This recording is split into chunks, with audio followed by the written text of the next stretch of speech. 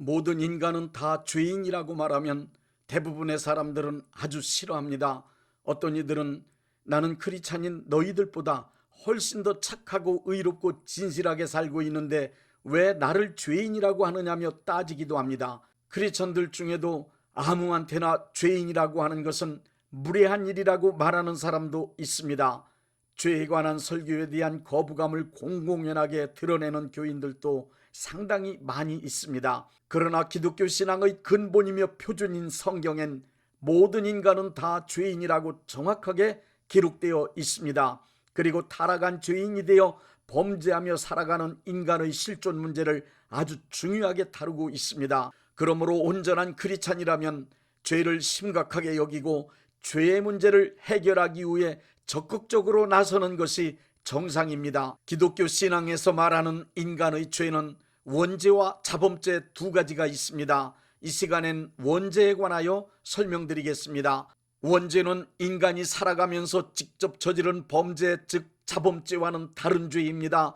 자범죄는 인간이 살아가면서 저지른 수많은 죄들을 말하는 것이기 때문에 신스라고 써서 복수로 표기하지만, 원죄는 아담이 에덴 동산에서 선악과를 범한 단 하나의 고유한 죄, 오리지널 신이기 때문에 단수 신으로 써서 표기합니다. 원죄는 내가 직접 지은 죄가 아니고 아담으로부터 물려받은 죄입니다. 아담의 죄는 아담 한 사람에게만 머무르지 않고 아담의 후손으로 태어나는 이 지구상의 모든 인류에게 유전되었습니다. 자기가 직접 선악과를 범하여 죄인이 된 사람은 아무도 없습니다. 인간은 한 사람도 예외 없이 아담의 원죄를 물려받고 태어났기 때문에 아담과 동일한 죄인이 될 수밖에 없는 것입니다. 이 사실을 로마서 5장 19절에 한 사람이 순종치 아니함으로 많은 사람이 죄인이 되었다고 말씀하고 있습니다. 이렇게 원죄가 인류에게 유전되는 현상을 시편 51편 5절에서는 내가 죄악 중에서 출생하였으며 어머니가 죄 중에서 나를 잉태하였나이다 라고 표현하고 있습니다. 인간은 선하고 의롭고 진실하게 살았어도, 전혀 죄를 짓지 않았어도 모두 죄인입니다. 인간은 아담의 원죄를 물려받고 태어났기 때문에 모두 다 죄인입니다. 원죄를 물려받고 타락한 죄인으로 살아가는 모든 인류는 벌을 받게 되었습니다. 죄를 지은 것 때문에 받는 벌을 교리적인 용어로 죄책이라고 합니다. 죄책이란 허물죄, 꾸짖을 책으로 저지른 죄에 대하여 꾸짖는 것을 말합니다. 꾸짖음이란 책임을 묻는다 혹은 벌을 받는다는 뜻을 포함하고 있습니다.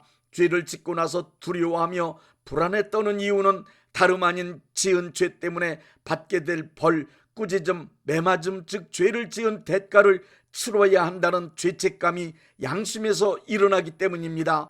아담은 선악과를 범한 후 죄책감으로 하나님의 낯을 피하여 숨었습니다. 하나님은 아담의 양심에 일어났던 죄책감 그대로 꾸짖으셨습니다. 죄 지은 아담에게 실제로 벌을 내리셨습니다. 이 벌은 아담만 받고 끝난 것이 아닙니다. 아담의 후손으로 태어나는 모든 인간은 아담과 동일한 죄인이기 때문에 모든 인류가 벌을 받게 되었습니다.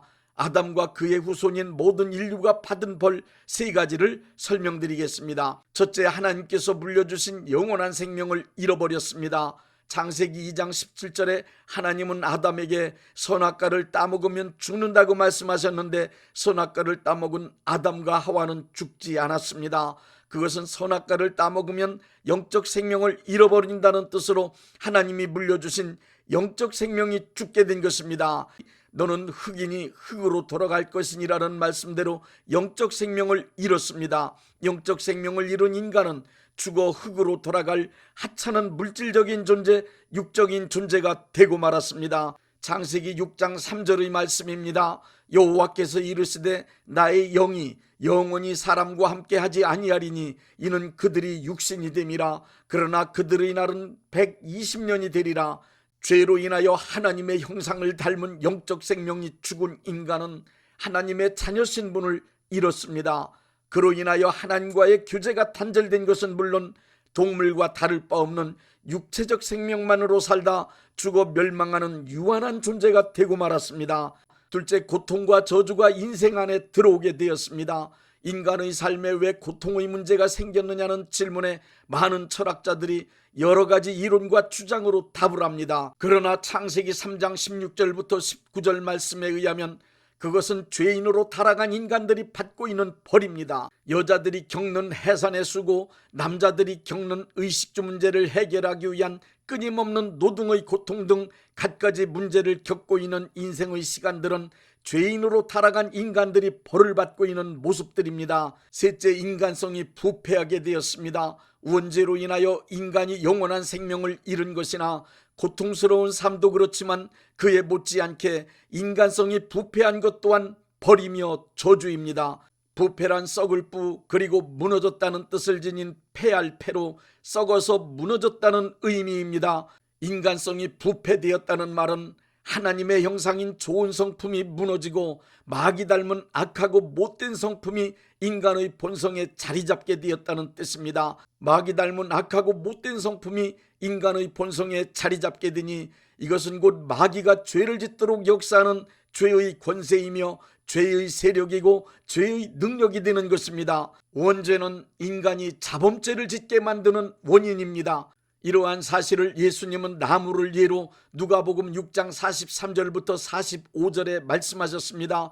못된 열매 맺는 좋은 나무가 없고 또 좋은 열매 맺는 못된 나무가 없느니라. 나무는 각각 그 열매로 아나니 가시나무에서 무화과를 또는 찔레에서 포도를 따지 못하느니라. 선한 사람은 마음에 싸는 선에서 선을 내고 악한 자는 그 쌓은 악에서 악을 내나니 이는 마음에 가득한 것을 입으로 말함이니라.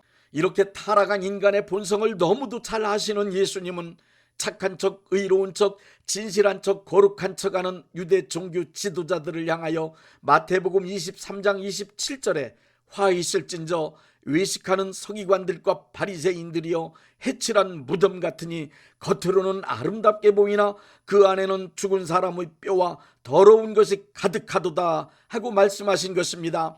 인간은 죄를 지어서 죄인이 된 것이 아닙니다. 인간은 죄인이기 때문에 죄를 지는 것입니다. 문학적인 글을 쓰는 사람을 문인, 연극하는 사람을 연극인이라 부릅니다. 그런 의미에서 죄인이란 죄 짓는 일이 전문이며 죄 짓는 것이 본업이란 뜻입니다. 죄인이 가지고 있는 타락한 성품의 대표적인 성향을 말할 때 악하다는 말로 표현합니다.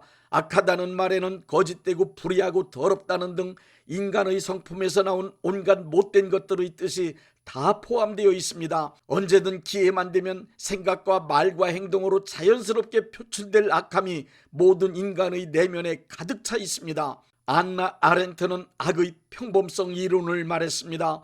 그는 인간은 신분이나 외모에 관계없이 모두 다 악하다는 사실을 재판하는 나치 전범 아이만의 모습을 통해 알게 되었습니다. 안나 아렌트는 아이만은 일반인과 다르게 악마급으로 생긴 흉측한 모습을 하고 있을 거라 생각했습니다. 그러나 아니었습니다. 예루살렘의 아이만이라는 보고서를 통하여 안네 아렌트는 재판장에서 만났던 나치 전범 아이만에 관하여 기록했습니다. 그는 그가 실제로 저지른 악행에 비해 너무 평범하다. 우리 주변 어디에서나 볼 수 있는 중년 남성이었다. 모든 인간은 생김새와는 전혀 관계없이 악마와 같은 악한 마음을 품고 있음이 확실합니다. 심리학자 융도 모든 인간 자아의 내면 그림자라고 하는 부분에 수많은 악이 숨겨져 있음을 증명했습니다. 중국의 순자 역시 천성적으로 악한 인간성을 성악설로 주장했습니다. 모든 인간의 본성을 지배한 원죄는 지금도 역시 인간으로 하여금 하나님의 뜻을 대적하며 하나님의 말씀에 순종하지 못하도록 마귀의 꾀를 따르게 하고 마귀의 길에 들어서게 하며 마귀의 통치하에서 악한 삶을 살도록 강력하게 그 영향력을 끼치고 있습니다. 여러분 잘 아시는 실존주의 철학자 키엘케골이 쓴 책 가운데 죽음에 이르는 병이 있습니다. 그 책에서 키엘케골은 죽음에 이르는 병이란 끝없는 절망이라고 했습니다. 그리고 끝없는 절망이 무엇인가를 정확하게 설명했습니다. 끝없는 절망이란 자기가 절망적인 상황에 처해 있으면서도 그 상태를 전혀 모르기 때문에 자기 자신의 처지에 대하여 절망하지 못하는 것이라고 했습니다. 타락한 인간, 하나님 앞에 죄인된 인간은 자신의 처지가 얼마나 절망적인 것인지 알고 그에 관하여 철저하게 절망할 수 있을 때에만 구원의 문이 열립니다. 바리새인, 서기관, 율법사들은 예수님으로부터 외식하는 자 혹은 해칠한 무덤이라는 질타를 받으면서도 자기들이 죄인이라는 사실을 전혀 깨닫지 못했습니다. 오히려 자기들이 이 세상에서 가장 완벽한 의인인 줄 착각하고 살았습니다. 그렇기 때문에 그들은 자기들의 의를 내세우며 그것을 기준으로 타인의 잘못된 행위들을 찾아내어 철저히 비판하고 정죄하였습니다. 그들은 자신의 본성에 자리한 원죄가 뿜어내는 악한 인간성, 악한 행동을 전혀 의식하지 못했습니다. 그들을 향하여 예수님은 남의 눈의 티는 볼 줄 알면서 너의 눈의 들보는 못 보느냐는 말씀까지 하셨습니다. 그 말씀을 듣고도 그들은 전혀 깨닫지 못했습니다. 그들은 모두 자기가 의인이라고 굳게 믿고 살았습니다. 자기가 죄인이라는 것을 알고 그에 대하여 절망하지 못하였기에 바로 눈앞에서 그리스도이신 예수님을 보면서도 구원의 기회를 얻지 못하고 멸망했습니다. 이것이 바로 죽음에 이르는 병, 끝없는 절망입니다. 이것은 인간에게 원죄가 얼마나 절망적인 죄이며 인간을 죽음에 이르게 하는 병인지 너무 정확하게 알고 있던 키엘케고르의 통찰력입니다. 인간은 어떠한 신분으로 어떠한 삶을 어떻게 살아가든 나 자신이 하나님 앞에 죄인이라는 사실을 확실하게 깨닫지 못하고 살아간다면 그것은 끝없는 절망, 죽음에 이르는 병에 걸려있는 것입니다.